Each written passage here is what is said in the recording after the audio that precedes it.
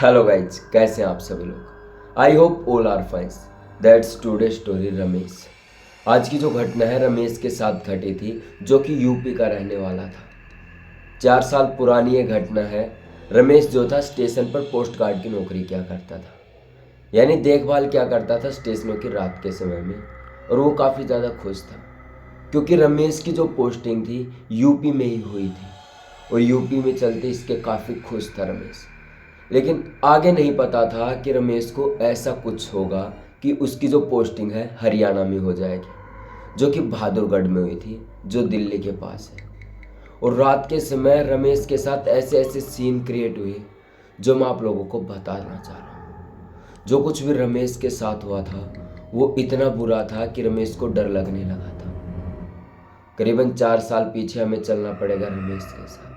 रमेश काफ़ी ज़्यादा खुश था, पोस्ट गार्ड की नौकरी किया करता था और उसकी जो पोस्टिंग थी बहादुरगढ़ में हो चुकी थी। और रमेश को एक प्रकार से खुद से घिन हो गई थी क्योंकि एक तरफ वो अपने यूपी में रहकर अपनी ज्वाइनिंग कर रहा था, काफ़ी इंजॉय खुश था।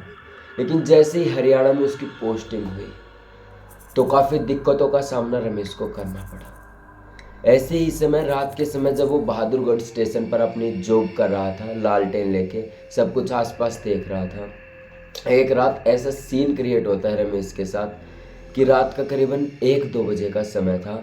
रमेश ने अपना लालटेन जलाया और स्टेशन के पास पहुंच गया। इधर उधर देखा करता था और रमेश आपस में खुद से ही बातें किया करता था, यार काश कि यूपी में मेरी फिर से पोस्टिंग हो जाए, 1-2 महीने बाद फिर से लेटर लिखूंगा और वापस यूपी में जाऊंगा। यहाँ तो कुछ है भी नहीं। और रमेश की पोस्टिंग एक ऐसी जगह पे हुई थी जो बहादुरगढ़ में काफ़ी ट्रेनें कम रुकती थी। हालांकि अब तो जनरेशन काफ़ी बढ़ चुकी है, लेकिन 4-5 साल पहले कम ही लोग थे, एक प्रकार से बहुत ही कम लोग। तो ऐसे ही रमेश के साथ हुआ।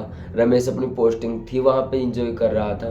बहादुरगढ़ में आया रात के समय, जब वो अपनी चौकीदारी कर रहा था, रात का समय था, करीबन दिसंबर का महीना चल रहा होगा। रमेश देखभाल कर रहा था, देख रहा था स्टेशन को।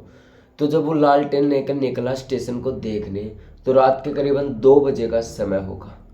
रमेश देख रहा था कि एक बंदा, एक टेबल जो होती है ना, जो कुर्सियाँ जो पत्थर की बनाई जाती है स्टेशन पर, वहीं पर एक बंदा लेटा हुआ है और बुरी तरह ठंड से ठिठुर रहा है, यानी ऐसे काँप रहा है, उसके पैर बुरी तरह से काँप रहे थे।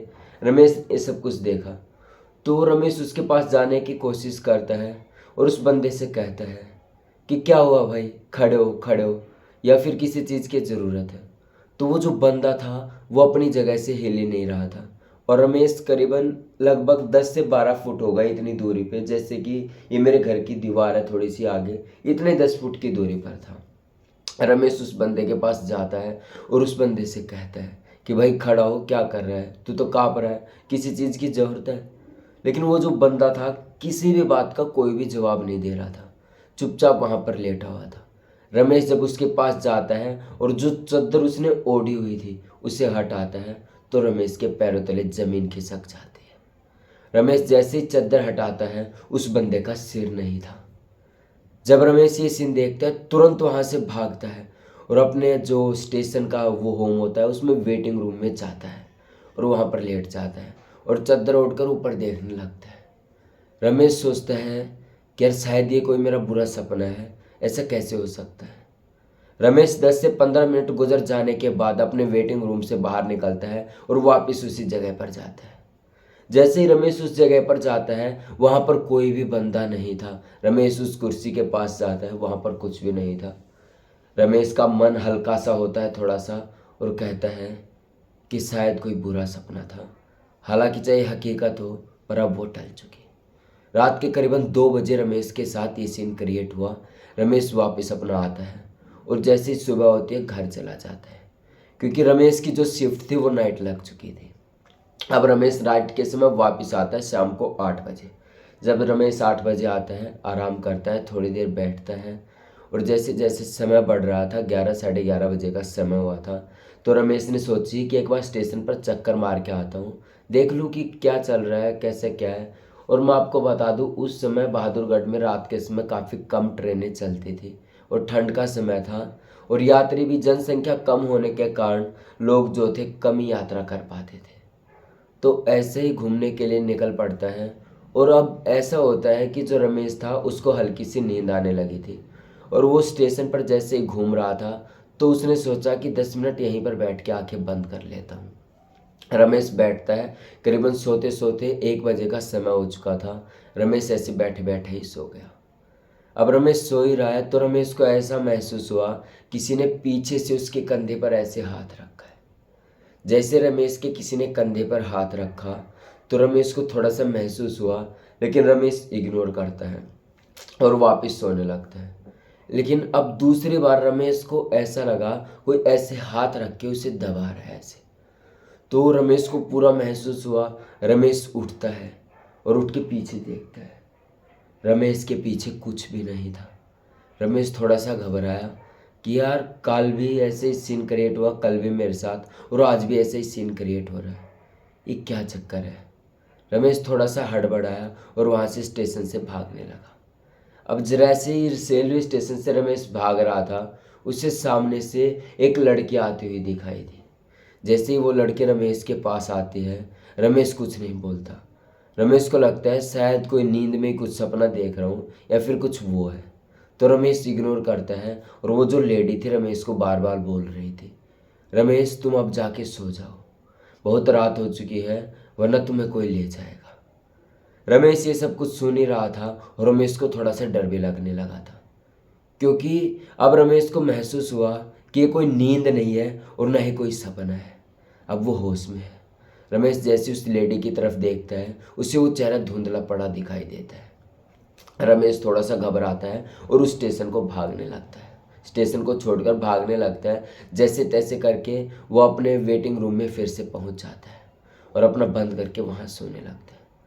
जैसे ही सुबह होती है, करीबन रात के 10 बजे रमेश की आंखें खुलती हैं और जो वहाँ का पोस्ट कार्ड था, जो कि मतलब देखभाल ही करता था, स्टेशन मास्टर जो था, जो पूरे स्टेशन का मास्टर होता है, वो रमेश के पास जाता है और रमेश को कहता है कि क्या भाई इतनी रात को पूरी रात भी नहीं दिखा, तू सो रहा था क्या। तो रमेश कहता है कि सर ऐसे ऐसे सीन क्रिएट हुए 2 दिन हो चुके हैं, पता नहीं अजीब अजीब सी बातें हो रही हैं। तो वो जो वो देखभाल करने वाला स्टेशन मास्टर था वो रमेश को बताता है कि भाई ये एक प्रकार का छलावा है जो तुमसे बात करना चाहता है, लेकिन तुम डर रहे हो, और ये जो छलावा है ये कुछ चोट वोट नहीं पहुंचाएगा, हालांकि खतरा किसी भी प्रकार का नहीं है, लेकिन ये जो छलावा है एक परछाई है, हालांकि किसी का भी रूप ले सकती है और किसी से कुछ भी बातें कर सकती है।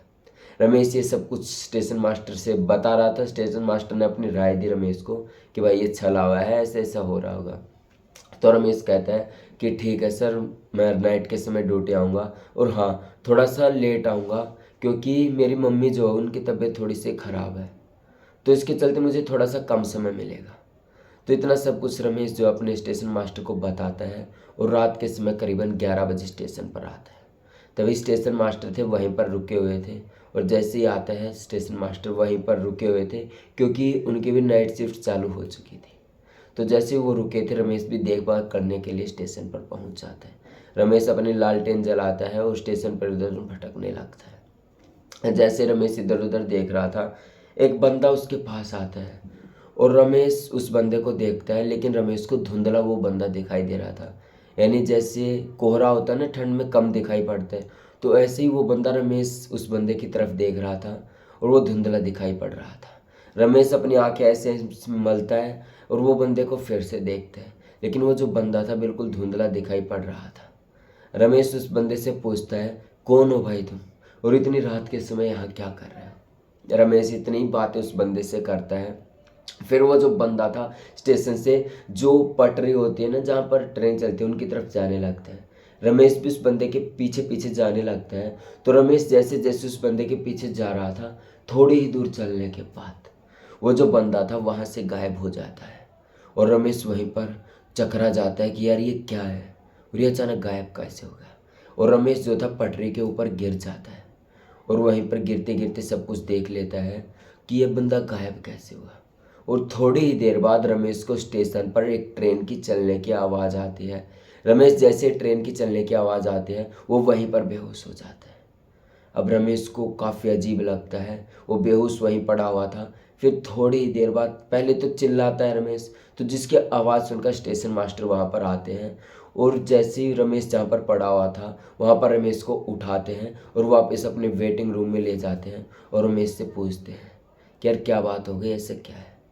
तो रमेश बताता है कि रात के समय एक धुंधला सा बंदा मुझे दिखाई दिया, मैं उसके पीछे पीछे जाने लगा और फिर वो बंदा अचानक से गायब हो गया। तो रमेश कहता है, रमेश जो सॉरी दोस्तों जो स्टेशन मास्टर वो रमेश को कहता है कि भाई शायद या तो तुम्हें कुछ नज़र या ठीक नहीं है या फिर तुम भिन चुके हो या फिर कोई छलावा ऐसा है जो तुमसे जुड़ा हुआ है और बार बार दिखाई दे रहा है। तो रमेश कहता है कि शायद ही कुछ ऐसा हो। ऐसी बात करते हैं, थोड़ी देर आपस में बात करते हैं और रमेश वापस स्टेशन पर आ जाता है। रमेश जैसे स्टेशन पर आता है तो वो देखता है जो स्टेशन मास्टर थे जिनका नाम चंद्रकांत था वो ऐसे ही आगे से आ रहे थे।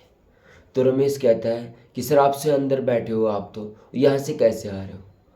तो जो स्टेशन मास्टर था चंद्रकांत वो बताता है कि भाई ऐसी ऐसी बात थी, जो आज मेरे भाई की शादी थी तो आज इसलिए मैं लेट हो गया था। क्या बात हो गई, तो इतना हैरान क्यों है। तो रमेश बताता है कि आप तो थोड़ी थोड़ी देर पहले यहाँ पर मिले थे और मुझे अंदर लेके गए थे। तो रमेश कहते हैं कि यार मुझे नहीं पता, लेकिन आप थोड़ी देर पहले अभी मुझसे मिले और आप वेटिंग होम में मुझे लेकर गए। तो जो स्टेशन मास्टर है चंद्रकांत वो रमेश को कहता है कि यार ये कैसी पागलों जैसी बातें करते हैं। तो इतनी बात हुई थी कि तभी रमेश अपने वेटिंग रूम में जाता है और वहीं पर स्टेशन मास्टर को देखता है। जैसे ही स्टेशन मास्टर को देखता है जो रमेश था उसकी हालत बिल्कुल ख़राब हो गई और बिल्कुल शरीर ठंडा पड़ गया कि यार यह सीन क्या क्रिएट हो रहा है, ये मेरे साथ क्या हो रहा है। रमेश वापस बाहर आता है, स्टेशन मास्टर को देखता है। स्टेशन मास्टर को देखता है, वहाँ पर कोई स्टेशन मास्टर नहीं था। अब रमेश घबरा गया था और थोड़ी ही देर बाद रमेश जैसे ही वहाँ पर बैठा बैठा कुर्सी पर बैठ गया, जो हालांकि पत्थर की बनी होती हैं बैठने के स्टैंड एक प्रकार से, रमेश वहीं पर बैठ गया। और थोड़ी ही देर बाद रमेश ने देखा एक बंदा वहाँ से सामने से आ रहा है जिसने रमेश का शरीर था, बिल्कुल रमेश जैसा दिख रहा था। ये देखकर रमेश वहीं पर बेहोश हो गया और जब रमेश को बेहोश की हालत में ले जाया जाता है तो उसे हॉस्पिटल में होश आता है। वो स्टेशन मास्टर से कहता है कि ऐसा ऐसा सीन क्रिएट हुआ। उस दिन के बाद रमेश ने नाइट शिफ्ट छोड़ दी और अपना ट्रांसफ़र वापस अपने यूपी में करा लिया। ये जो रातें 3-4 बीती रमेश के साथ, उन्होंने रमेश को अंदर तक रोन दिया था, क्योंकि ये जो सीन थे रमेश के साथ बहुत मुश्किल से क्रिएट हुए और रमेश ने अपने आप को भाप लिया कि कोई भी जगह रात के समय सेफ नहीं है और आज के बाद कभी भी नाइट शिफ्ट कभी भी नहीं करूँगा, चाहे यूपी हो चाहे बहादुरगढ़ दिल्ली कोई भी जगह हो। उस दिन के बाद रमेश काफ़ी डर डर कर रहने लगा था और कभी भी नाइट शिफ्ट में नहीं गया। और रमेश आज भी इस घटना को याद करता है। 3-4 दिन जो भी उसके साथ क्रिएट हुआ था, सीन क्रिएट हुआ था, रमेश आज भी डर जाता है। तो ये थी आज की कहानी जो मैंने विजिट करी है, जो रमेश के साथ घटित हुई। कमेंट बॉक्स में ज़रूर बताएं कि तुम्हें कैसी लगी। और आज के लिए इतना ही था दोस्तों, जय हिंद।